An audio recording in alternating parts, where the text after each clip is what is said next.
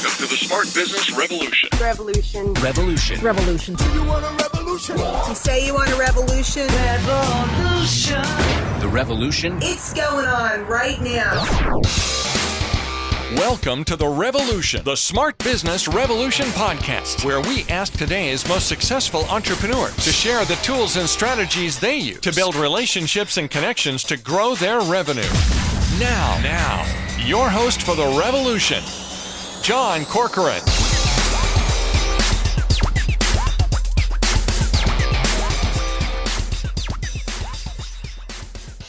All right, welcome everyone. John Corcoran here. I'm the host of the Smart Business Revolution podcast, where every week I get to talk with smart CEOs, founders, and entrepreneurs of companies and organizations like YPO, EO, Activation Blizzard, LendingTree, OpenTable, Act Software, and many more. I'm also the co-founder with my business partner, Dr. Jeremy Weisz, who's here today, of Rise25, where we help connect B2B business owners to their ideal prospects. And before I introduce our guests for this live episode we're doing, I want to give a big thank you to a couple of people. Scott Carper, he's the founder of SCMN Consulting, helps companies with a variety of different real estate related matters. Go check him out.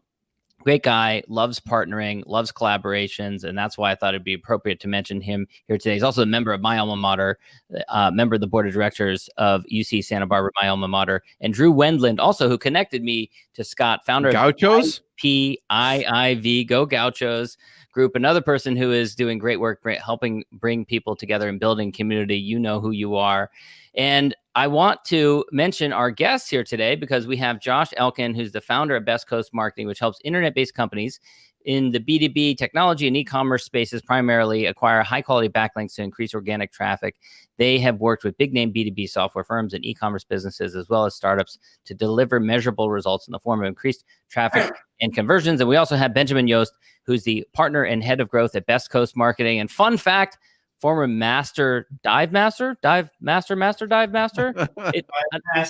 I don't know exactly what it means, but it basically is the triple highest master of mastery that you can achieve going down below the surface, which is really cool.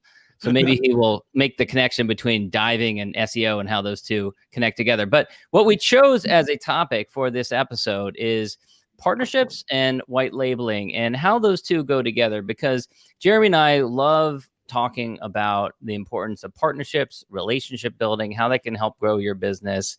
And I think there's a connection to white labeling, because a lot of companies maybe think, oh, this seems like a good solution. I can help other companies. They go and get the business for me, and then I do it for them and I make money. But it's probably not as simple as that. So I'd like to unpack it a bit. But first, so Josh, let me start with you. I'll turn to you. First of all, did anything else I need to add to your bio in terms of what you guys do as a company? No, I think you pretty much got it. So okay, yeah. And so talk to me a little bit about white labeling and generally what it is and how it works and how it enables you to leverage other relationships, other partners in order to bring in clients. Yeah. So the simplest explanation, white labeling is providing your service to another agency so that so they can use it for their end clients without having their clients know that it's you that's actually doing the service. So they can kind of package it and typically they'll offer it as part of a broader services package and kind of bake it in such a way that they'll make a little margin on it. And also it just provides a more holistic solution to their clients. And so that's why an agency would want to find someone and white label their service typically. So just to add more things, more capabilities that they can do in-house, even though technically they don't have those capabilities in-house. Got it. Jeremy, your thoughts on white labeling? Yeah, I mean, I guess I'm interested. So just how do typically people, package it in, or how have you seen people packaging? Because that's interesting. It's like maybe they have a service that they do, or maybe they have a couple services and they kind of bundle it into what they do. What have you seen people do? Maybe standard, and then maybe some creative things they've done. Yeah. So full disclosure, like a lot of times we don't have visibility into kind of how they mark up our services or what structure they use to do that. So, I'm not entirely sure. I'm assuming that they're charging their end clients more than we're charging them, so that it makes sense. I would certainly hope so, or else it doesn't make a lot of sense. We're just completely passing off the cost. Right. I mean, so yeah, that would be extreme altruism. So yeah, I think the way it typically works is, I've heard one client kind of talk in percentage terms and say, yeah, whatever you guys charge us, we're going to charge our clients 25% more, or, so I think that's kind of an easy way to do it. Mm-hmm. Another is we've come in and actually given firms a discount if they're going to be, if it's an agency where they want to white label us, because, and here's why that makes sense. Effectively, if they bring us more than one client of theirs, it makes sense for us because it reduces our kind of cost to acquire a customer. So we're willing to make less money per project, because we're going to make it up, because they're going to say, hey, these guys are getting good results for this client. Let's just add them in to this other client who also needs the work. And so we've also worked in that kind of arrangement where it's just an upfront discount, kind of like a referral fee, right? Like you give anyone a referral fee or discount. We just call it our white label agency discount, and that's worked as well. Got it. And so Ben, turning to you, so you are head of growth for Bestcoast Marketing. How do you use the white label in order to increase growth?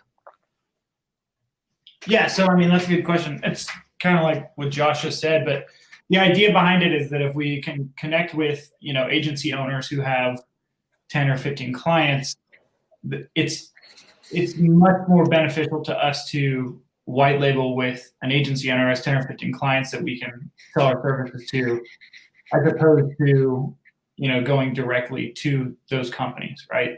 It's just an easier sell. So cost per acquisition is much lower.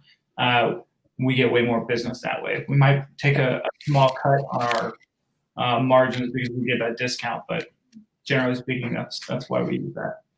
Yep. So Ben, talk about your approach for outreach, because we're talking about partnership, and when you're reaching out to form these relationships, what are the ways you approach these other companies? Like companies or agencies? Agencies, yeah. I guess it's really one the same because we use a similar technique, but right now we rely pretty heavily on reaching out via LinkedIn. So the majority of our interactions start in that space. We just reach out to connect, and then we kind of proposition kind of what we do and how it might be of benefit to their existing clients, and if they'd like to hop on a call and see if we might be a good fit.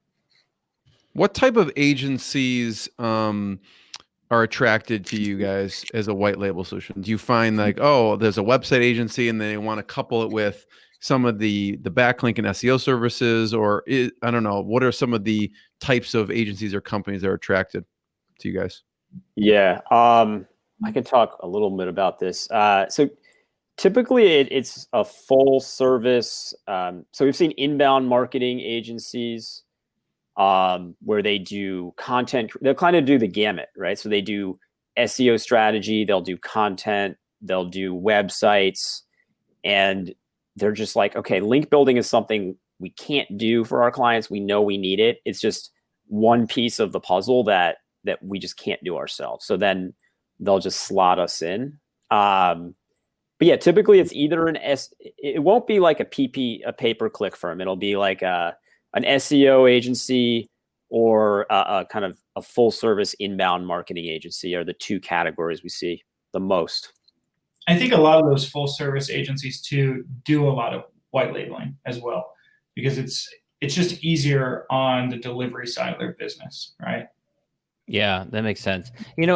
Related to that, one question I have, particularly for other agencies that might be interested in using you, is the presumption of the white label is that you're using another company's service as your own. You're delivering value to that client because you're providing the convenience and the oversight, but that you kind of portray it as your own.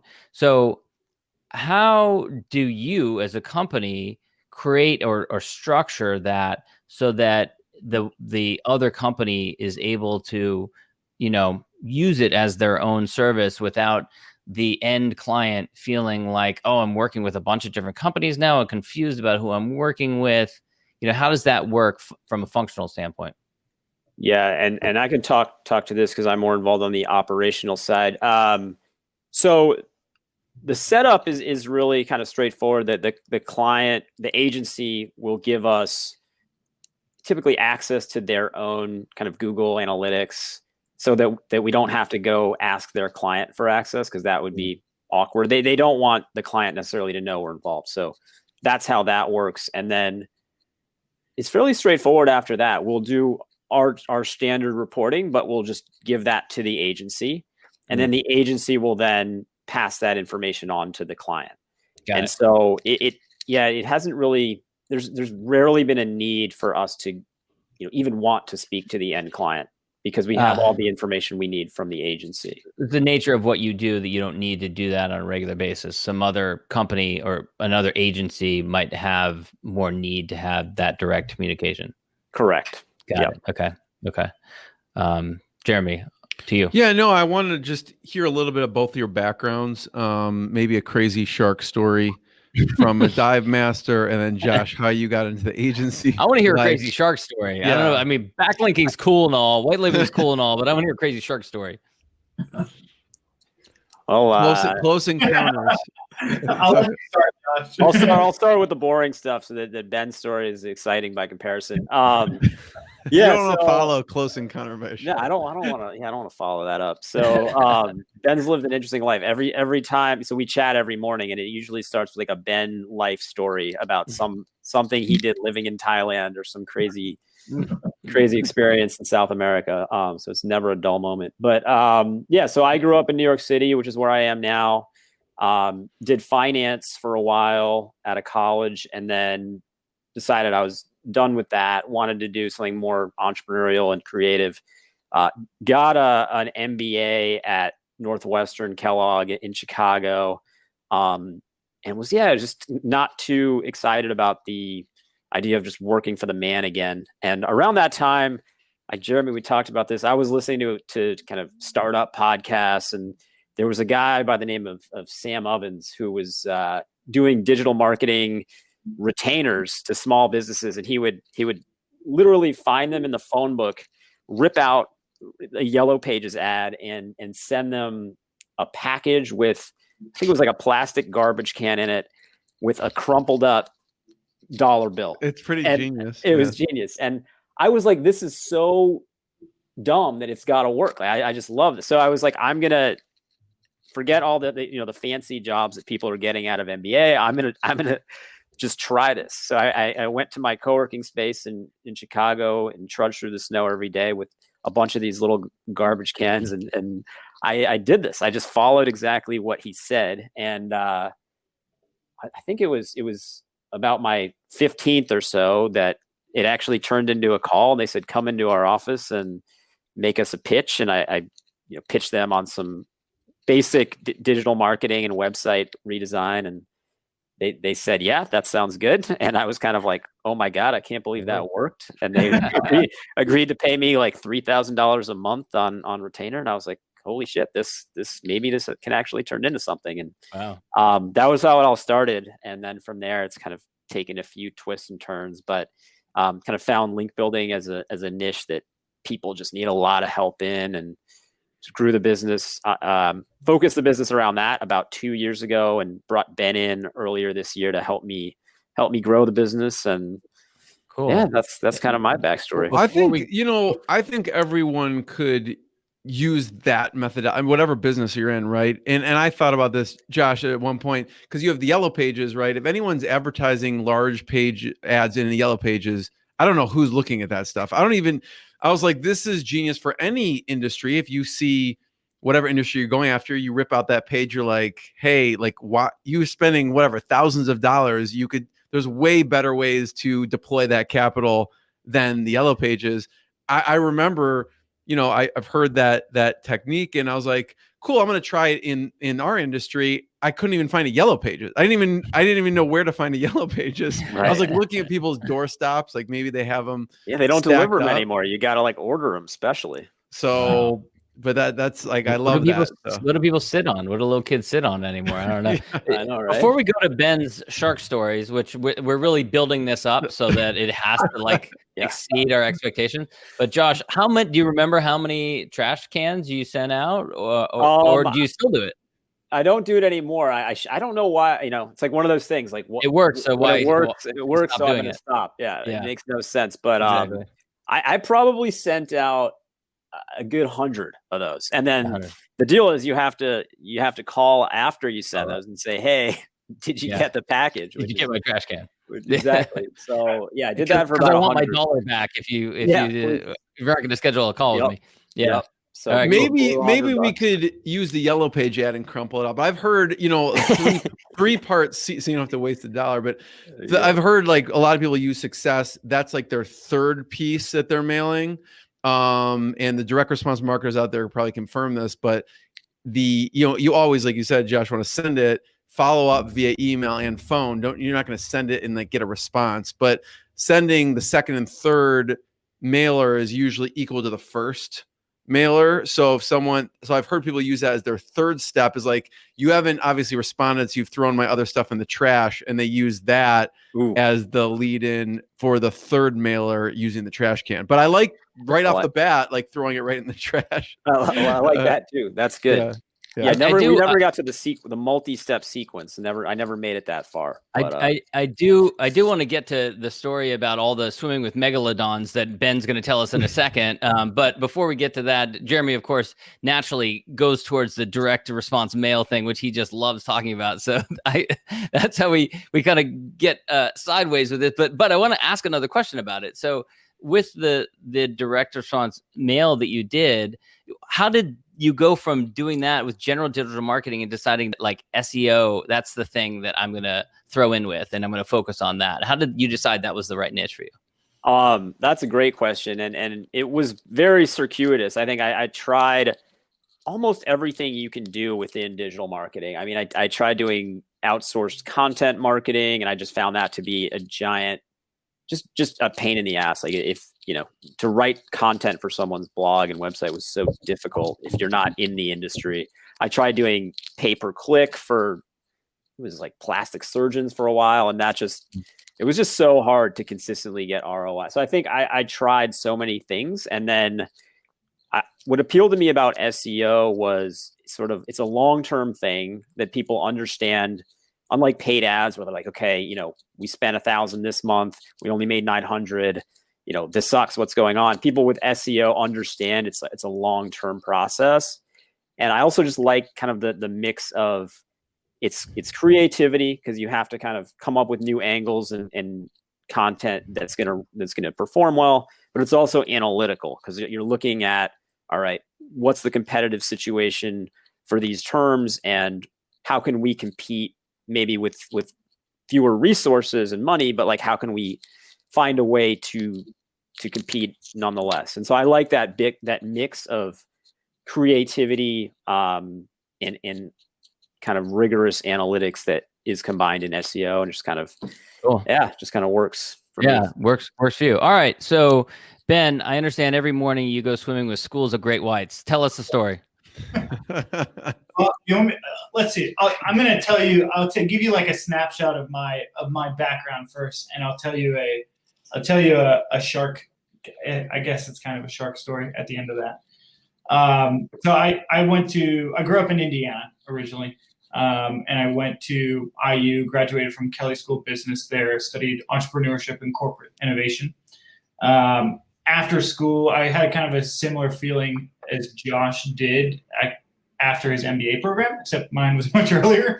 I hadn't actually entered the professional world at all. I just decided I didn't want to be in like the kind of silo that is, generally most business school students go into, the big firms and things like that. And it was not something I wanted to do. So I was also still not really sure what I was doing with my life at all. And I kind of skipped off, sold everything I owned, and went to South America for a bit, about a year, and was hitchhiking, surfing down the coast of the West Coast of South America. Came back to the U.S. after I ran out of money and did end up getting a job in Denver. Worked in sales in Denver for an engineering company, which was a good experience, but I ended up getting fired from that job because I actually almost blew up an Air Force base with a mistake on a quote that I made. I see what you're saying now, Josh, with these morning stories. I haven't even heard this one. But a nickel for every time someone told me I almost blew up an Air Force base story, Yeah, well, we made like flexible hosing, right? Like flexible metal hosing. And I made a mistake on a quote that I was not aware I had to do. And it was going to an Air Force base and they were using it for jet fuel. You can kind of connect the dots there. So got it. I mean, it was a reasonable fireable offense. Wow. But yeah, so after that, I kind of decided I was like, I'm going to, skip off again. And I had enough money at this point. So I left and went to Thailand, and I had wanted to become a dive master, right? For a long time. Spent some years sailing as a young man, younger than I am now, with my dad. And a lot of our captains and first mates always wanted us to, they wanted me to get, my dive master certification. So I was referred to Thailand because it was super cheap, and that's where I went. Ended up doing my dive master on a little island in the Gulf of Thailand called Koh Tao, and got a job there diving. Unfortunately, it doesn't make hardly any money, so had to kind of come up with something else to kind of fund my lifestyle. And I ended up starting a lead generation business for accounting firms in the United States. So I started that out of a tiny apartment that was about $30 a month. Wow. And it's kind of like the rent in San Francisco, John. Yeah, just about. Yeah. So I did that, and I would do that. I would have meetings all night long, and then I'd go diving in the mornings from like 5 a.m. to 1 p.m. during the day. And then my day would start, around like 2 a.m. in Thailand, because that's when people were able to have meetings in the U.S. And then I would go diving. So to wrap this up for a shark story, which I know you wanted, I don't have like a lot of shark stories, but I do have, I guess I'll give you two brief ones. They're not super exciting, but Thailand has, they're famous for whale sharks, and they're not like the scary sharks that you might, think of when you think of sharks, but we have a lot of whale sharks. So I've actually had the opportunity to dive with, about 6 or 7 whale sharks. And that's super cool experience. They're about the size of like a school bus. Wow. And I guess my other shark story is probably more interesting. We have like tricks of the trade when it comes to like attracting sharks. A lot of people think like you chum the water with like meat and stuff. But actually the best way to attract sharks that no one should ever do, but some people do, is using a like sound, because they're super sensitive to sound underwater. And so we would fill up a plastic bottle, like a Dasani bottle, with water or with air under the water. And then you crinkle it between your hands, and it makes them freak out. They can hear it from like a mile away, and they just come straight towards you. So that's what we used to do when I was with like friends of mine that were also professional divers. We didn't ever do it with customers. And PADI, if you're listening, I didn't actually do this. It was a made up story. PADI's probably a shark lover and go crazy if you knew you're doing that. Yeah, that's good. That's cool. Upon, that's cool. Kind of a snapshot, I guess. Yeah, what a cool experience. That must have been magical. All right, you guys. Well, we'll wrap things up. Josh and Ben. Josh, I'll go to you. Where can people go to learn more about you guys?